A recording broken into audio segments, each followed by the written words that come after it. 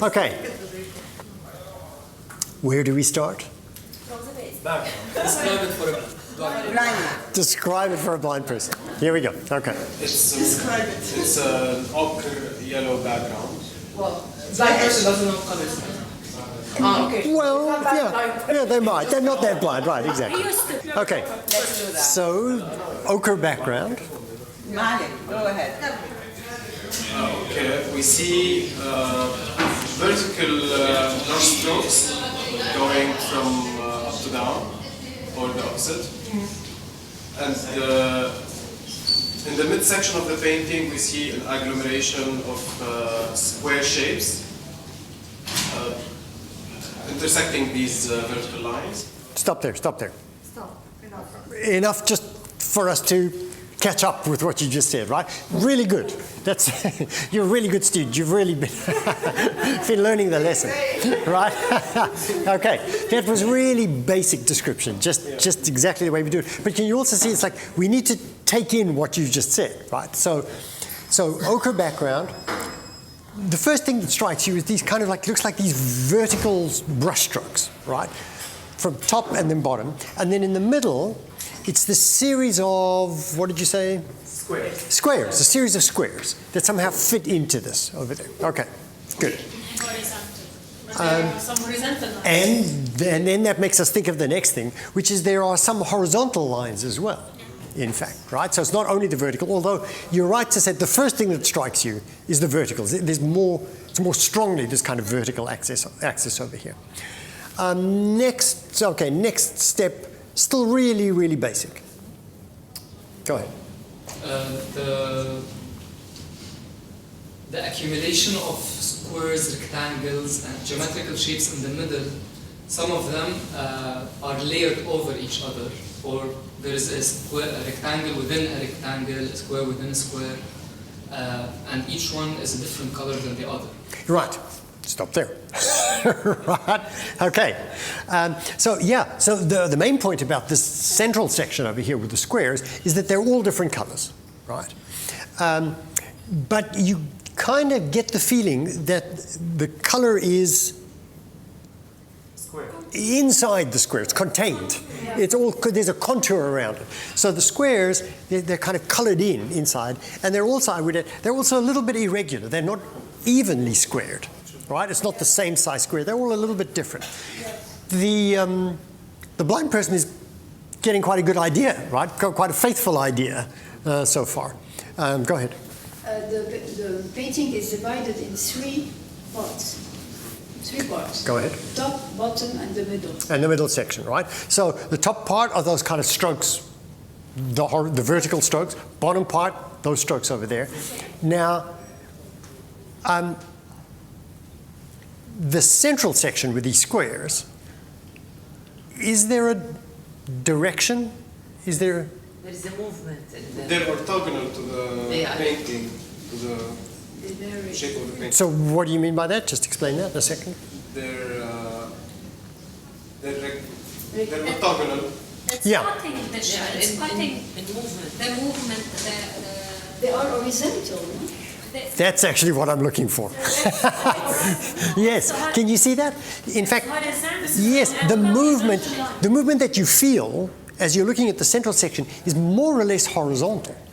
So in fact, you've got this painting is kind of divided between not only into three parts, but the top and the bottom are vertical. I'm getting confused. Are vertical, but the one in the middle is kind of horizontal.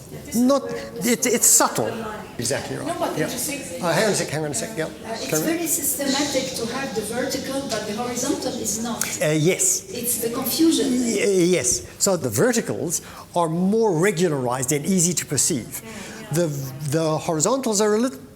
They're there, but they're a bit. They are not continuous. They're not from start to end.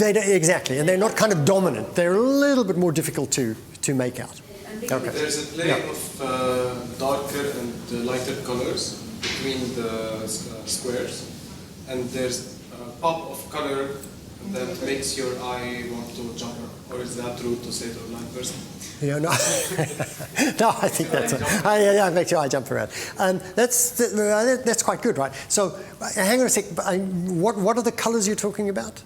So I'm asking you as the blind person. Dominant is blue, red, blue. It's blue, They're sort of warm colors, but I would agree. There's a lot of blue and some reds, right? And they're kind of irregularly placed so that your eye really does jump around. That's absolutely true, right? Sorry, you want to say? I want to say, like, for the first time, actually, we see dissociation between the background and the main element. Like for me, this is the first time I see a painting as in background and from Yes. Well, pretty much all the abstract art we've been looking at, it's all mixed together. What's the background? What's the foreground? But this is very clear. There's a background, and then there's stuff happening on the background, on top of it. Absolutely. And it looks like a feather. It's like it has like the feather kind of feeling. Where is there a feather kind of feeling? Like on top and on bottom, you feel like it's like the feather, and the inside is actually like the root. There's a shape with the strokes. I feel it's more like an aerial view of something. Yes, I actually get a very strong sense of an aerial view. But hang on, I just want to go with what you said there a second, right? So the squares in the middle are, you wouldn't call them precise, but they're squares. You can make them out. They're things, right? You can make them out as things. But then these, what we were calling these vertical strokes, have a feeling of, you just used the word, they're kind of feathery, right? By which we mean, like losing their identity. yes, they're kind of diluting as they go, right? They're kind of, so they're starting off, and then as they're kind of going, they're kind of like They're fading and losing their form just a little bit. Okay, now we're getting to something. Can you feel? Yes. Can you feel that as you're reading it, as you do this visual analysis, suddenly you hit a point, it's like, now we're about ready to begin the interpretation, right? As if the focus of a lens is just on the center part and the other one is Yeah, blurry. exactly right. The center part is grounded. It's something stable. It's something very stable, absolutely. The other is something elevation. Yeah, And the choice of colors, like if you want to tell the blind person, like there's a darker place, okay, he will not understand the art, Yeah. but there's like a deeper place and there's this elevation. yes, well said. So like, you kind of feel that some are a little bit higher, some are a little bit lower, absolutely. because the black contours They highlight. give you this feeling. Yes, so the black ones you kind of feel a bit further away, and then the other ones are a little bit higher.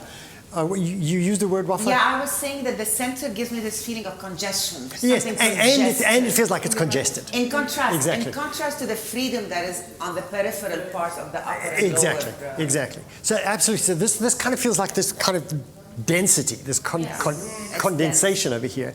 But then somehow, on the edges, There's a relief. something else is happening. Okay. So now, the question I want to ask you is, what's the relation between these strokes here and the squares over there?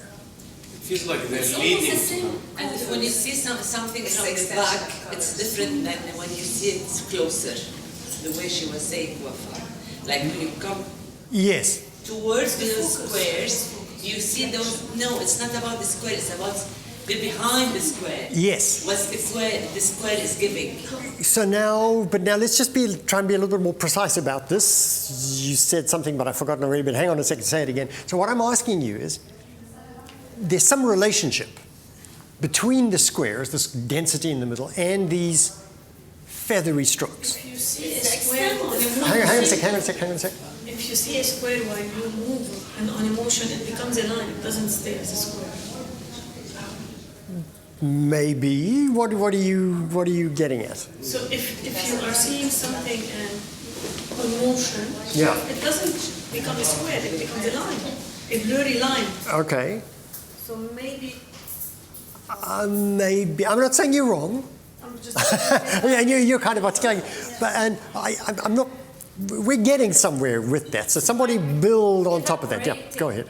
It's like evaporating. What's evaporating? The shapes and the two. It's like I see cities. Yes. Evaporated cities. كأنه light. I'm seeing evaporated cities. I'll come to you in a second. Hang on. Go ahead. Is it about the boat? Because you have the, how you call that, on the The mast. Yeah, mast, and some ships, a lot of ships, or a duality between horizontal and vertical, just a duality. There's Like the vector. Maybe, let's think. So, like when you keep an open shutter in the camera and something is moving. The it feels like there's horizontal movement. from down is like the shape of what we're seeing, and up it's like as if you are just filtering this color up. so now hang on to that, and I'm going to ask you to repeat it. Just hang on to that thought. But what I want to say is,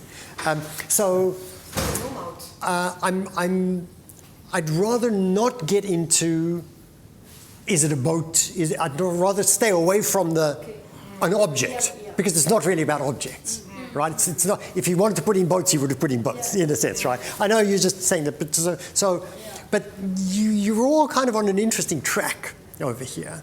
But so I want you to say Reflection that it's going up as you are like. what's going up?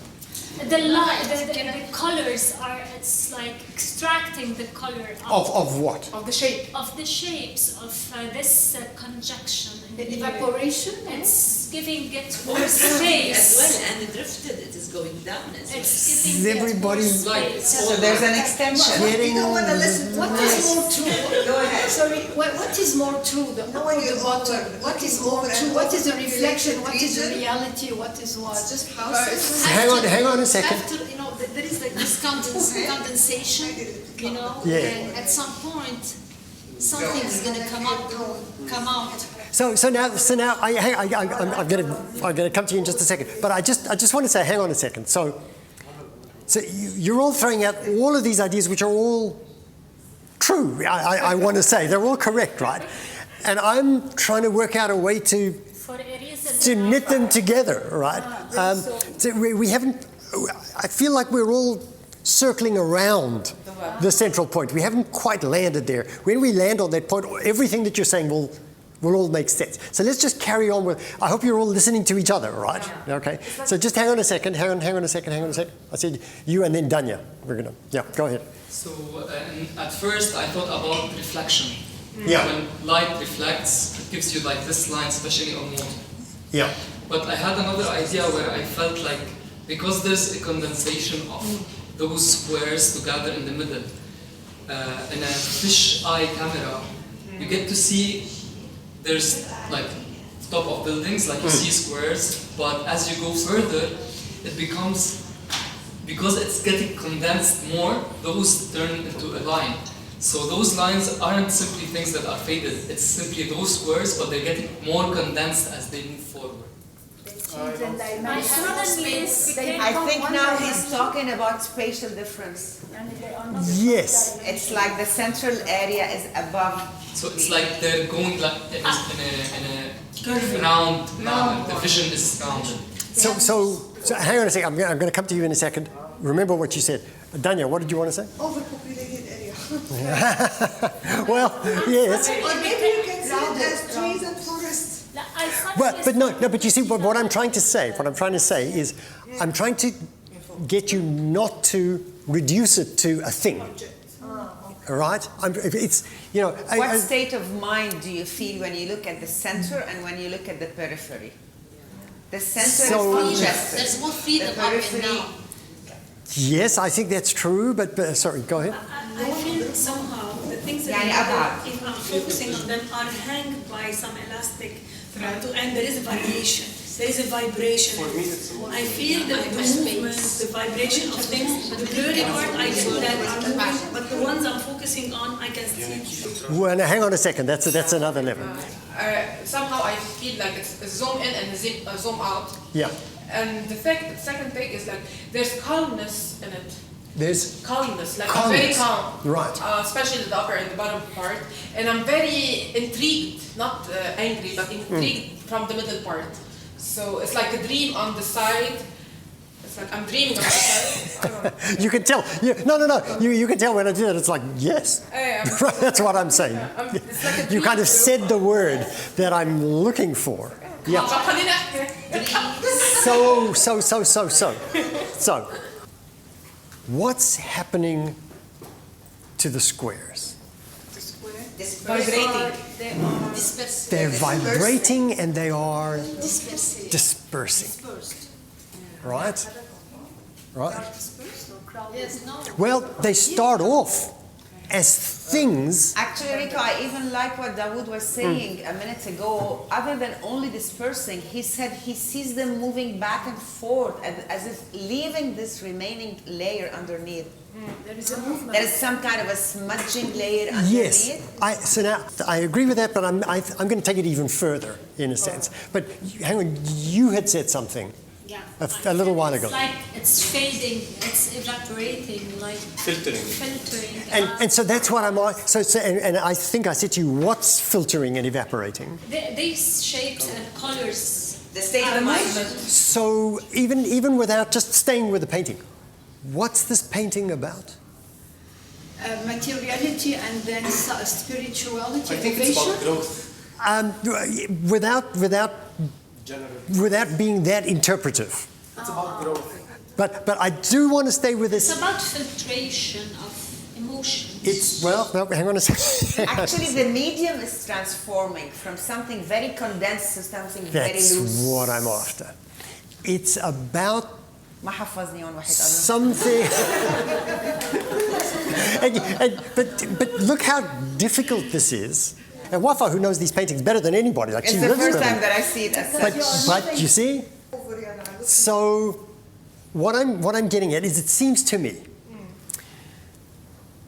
that he's thinking about a thing that is, and then that thing becomes less of a thing, and it seems to transform, but in a way feathery, kind of, it seems to sort of fade away.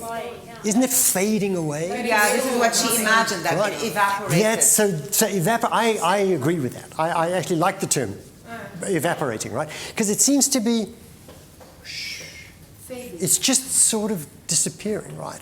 So how can you put this into words, right? It's much better visually than it is verbally, right? It's like a drop of water that goes into the ocean. It spreads in the ocean. Except that it's not a drop of water. It's a Bottle.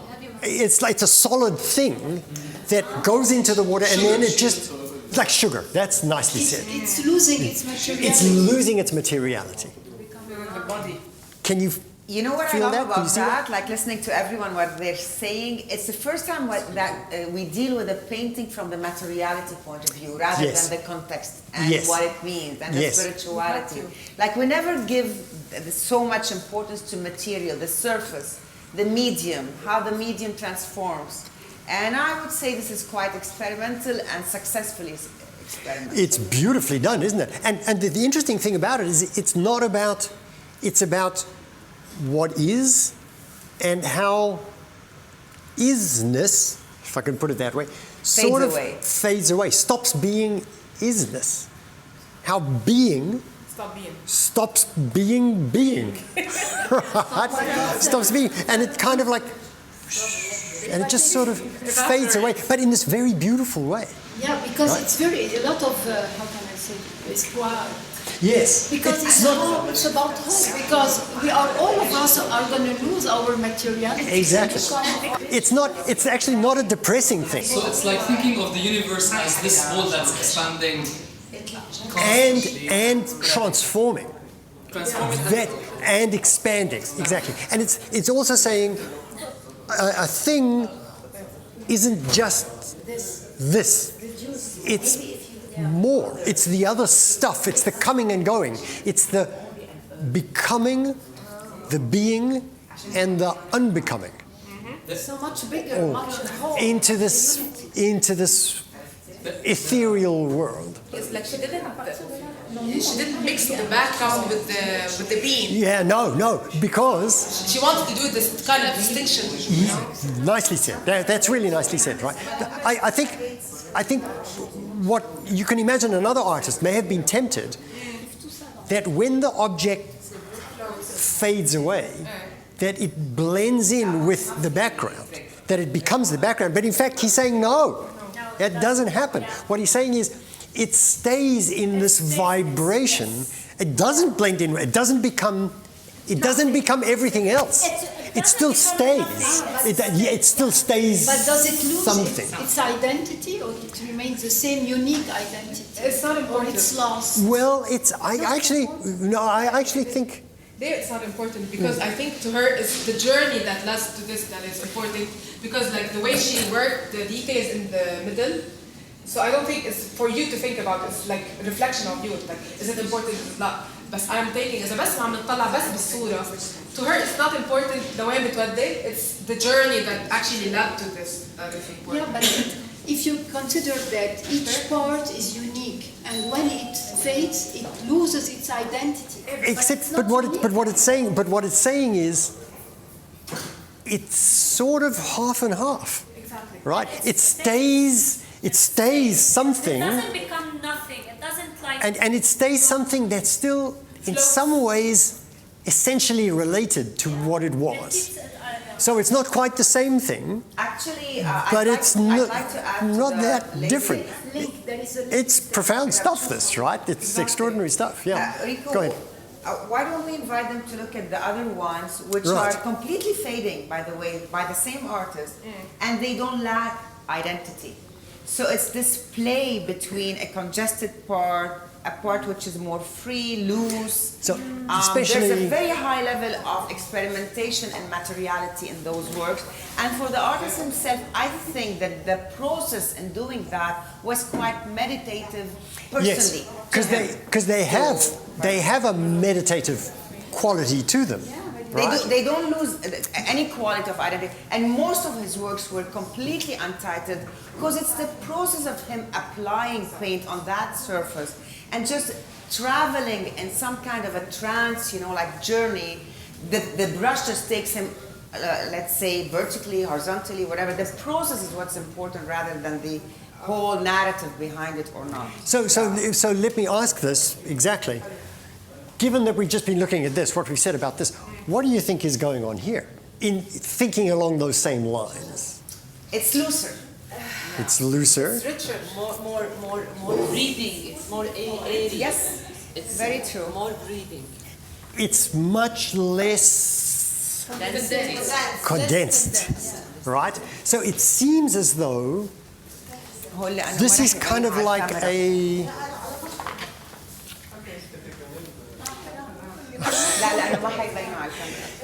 Doesn't it feel as though this is kind of like a later stage than that? It's very richer stage. You're right. So it's kind of like, it's like starts here, and then we dive into it even more over there. And then what happens when we dive in even further? Zoom in. You get to the same artist. Same artist, right? Isn't it extraordinary? The thing is, I love that the background is not a background. It's actually a piece of the art, Yeah. It's a continuation. Yeah. Although they're small, but it's endless. So it's a journey, because there is an evolution. Well, it so happens that this artist is thinking this through, and he's thinking it through in different stages. These different stages of what in philosophy what we call being and becoming. Yeah. Becoming and being. They're two different. They're closely related, but they're different things. And he really is thinking through the various stages of where being, how much, the percentages of being and becoming. What's more important, Right. being or what you are becoming? Or what you're becoming. Well, It's but an endless the interesting, story. yeah, exactly. But again, what's interesting about this? Now, you can read this personally. You can read this in terms of your own spirituality. But I really like what Wafa was saying, which is this materiality. He's thinking about The material the material world. He's thinking about the visible world, right? That's what I actually particularly like about this one over here. Yep, go ahead. There is the lens of memory, as if it's something that is recalled from somewhere that is far away, have been fading. Like an echo. Yeah, an echo of a hometown, someone who's not there anymore. Some parts are fading, but some are really super embossed and clear and visible. Clear, absolutely.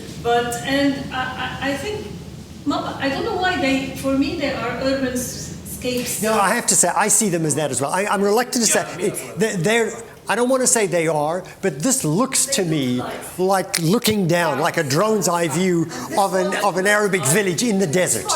Right? Yeah. Yes, you were saying that. Yes, you said that early on, but I didn't want to say this. I've always seen that, and I was a little disappointed at myself that I don't like to narrow it down to one thing, but it's really flagrant. Yeah, it's pretty striking. After I knew where the artist is from, I was like, it's right there. It kind of makes sense in that way. He's from... I'd like to add something before I tell you where the artist is from. And I would allow myself to refer to a Western artist who is Mondrian. So Mondrian started with a complete tree that looks 100% the way we see it in real life. And he kept experimenting, looking more and more into the reduction of a certain object in a visual, until his paintings completely ended up into verticality and horizontality. So if I go the other way around and start with the artist, I'm going to tell you who the artist is. I do respect an artist tackling a surface, like a simple wall, or tackling it as a simple surface and having his emotion or whatever fading memories, like the lady over there said, which is beautifully said, and just interpreting all those in geometrical forms, as simple as that. It's a very simple language. It's like what we say in Arabic, مختصر مفيد, yeah? So abstraction is the distilled thought that he has in his mind. It doesn't have to be representational. It's only the expression of something that is congesting or something that is freeing, be it an urban top view of a city, or be it a certain only memory or a narrative that he has in mind that he is somehow freeing himself of. You know, I'm trying to distance myself from whatever visual lexicon that I have in my, library, my visual library, absolutely. I'm trying somehow to go above, what I usually I'm familiar with, and try to interpret forms, be them, geometrical, vertical, horizontal. They have their say too. You see, they might mean something that is completely out of what we are familiar with in our daily life. But it's very hard not to have a reference. Because that's true. It's very hard because you have to rely on something in your, I don't know. So the first interpretation, you go back to your vocabulary, to whatever library that you have. If I get someone that lives completely in a tribal arena, okay, that person might look at those things like rocks, maybe, like cliffs, okay? Like maybe hyenas, I don't know, you see? So it all depends on your vocabulary, whatever visual vocabulary you have here, okay? Now, the artist is Algerian. He died a long time ago, but he was super meditative. Because it's like nirvana at the end. He is super meditative, by the way, and he does announce his relationship with a surface. It's like he delves into that surface and just keeps himself going, however that brush takes him, whether vertical or horizontal or to the sides. But there is some kind of, I would say, contemplation. Absolutely. There's no question some kind about of contemplation in what he does. Absolutely. It reminds me of Klee's work. Yeah. Yes. It's like Théorie de l'art moderne. It talks about this kind of relation between the object that we perceive and the object that we present, and how we can actually, like, without putting objects in the painting, it has the meaning, it has existence, you know. But the existence, it relies on something you refer to in your life, in your own knowledge. But if I can just say... You're a writer, right? Huh? You're a writer? Yes, she is a writer. But she needs that to create the link. Yeah. Visual artists think differently. They don't think of what the... What is your link? But let me... It is something, but to him, the meditative state of creating this is more important than the interpretation that we might have. Yes. This is like تقولي لي مثلا هيدا شو أهميته؟ ما هي مش أهميته يعني. If you compare the first music. It's like when you listen to a piece of music, you hardly interpret a piece of music. Yeah. You hardly say that it tells me the story. It looks like a tree. It looks like a house. You just but let me.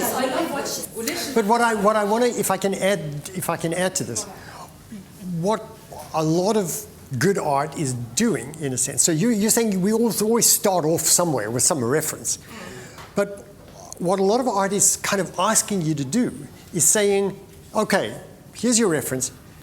try and leave it behind a little bit. Try and just go a little bit further, which is partly what he's trying to do in the painting, and he's trying to say, just like, come with me. Just try this. Try this out over here, right? So instead of always coming back to your reference, which is why I was right, you see, because in a class, if I say right at the beginning, it's a village, it's an Algerian village, that's all anybody can see. Right? It's okay to say it afterwards, otherwise when we've done all those other things. But what the painting is saying, if I can put it this way, it's got the echo of an Algerian village, but as I say, if he wanted to paint an Algerian village, he would have painted an Algerian village, right? What he's saying to you is, maybe, and then maybe, just maybe come with me. Let's think about how it, let's go for a drive, for an adventure, you know.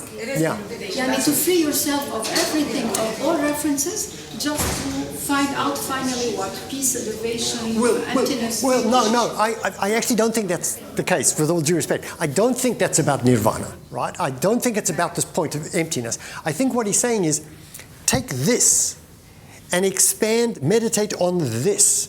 Not everything, but on this. That's a different thing. But this is right? What I think it is this is things. Being. There's a word in philosophy, it's called thingliness. Right? I love the idea of being and becoming. And that's what it's about, right? So he's not talking about trees and bricks. He's talking about what is. What is a thingliness, and then how does a thing continue in some other modality, in some other form, and still, see, that's not to get to nothingness. It's still to get to another state of the thing itself. So be careful not to rush too far ahead. In fact, what's happening when you kind of think of that is it's quite difficult to stay in what you don't know, right? So in a sense, because you know of nirvana, if you didn't know of nirvana, you wouldn't necessarily be thinking of nothing. So what happens is you have to try and restrict the processes. On the one hand, you want to let your brain free. On the other hand, you don't want to let it go on its usual patterns. You want to stop it from going to where it always ends up going, right? And the way to do that is the painting. Yeah. The painting, in this sense, is let the painting guide you and stay within those bounds, right? Because otherwise, everything becomes about everything else, in a sense. So I actually love this painting. I love all of them, but I happen to think this one is the best one of these, precisely because it gets that opposition between the thing and its becoming. Over here, that's already a later stage. I love that. I mean, I think that's great. But I think the way he gets that solidity and then that featheriness, that kind of movement disintegration, wow. Actually, I wanted to tell you that I see this image between the shapes and yes, the horizontal line. Exactly. The end of the horizontal line is that part. Yes, exactly. I think that's true. Sorry? Those are in the 60s. Yeah, this is done in 62, 63. And this is more into the 80s. That was progressive for this. I'm going to tell you who the artists of those works are, and then we're going to move to the artists of those two and this one. Those three are by the same artist. Those two are by an Iraqi artist called Haymat Muhammad Ali. And you can read about the artist on our website, but he was quite influenced in Persian art, and at the same time he went to Japan in 1990 and lived for like a year there. And also he studied in Paris, and he was self-taught at the beginning, by the way. Yeah. And he is also very spiritual. He works at a very high level of meditation. And there is some kind of a blend between whatever Persian cultural heritage he studied and I would say the cherry blossoms that he have encountered in Japan, etc. But certainly light was very important in his work. Yeah. Well, do you want to say the artist's name? Yes, this is Abdelkader Girmaz. He is an Algerian artist. He lived most of his life in Paris after he had studied in Algeria. Girmaz, Guermaz. And there is a side, and I think in what he used to draw inspiration from was music. He was very much taken by the pianist, the French pianist Claude Debussy. Yeah, yeah, yeah.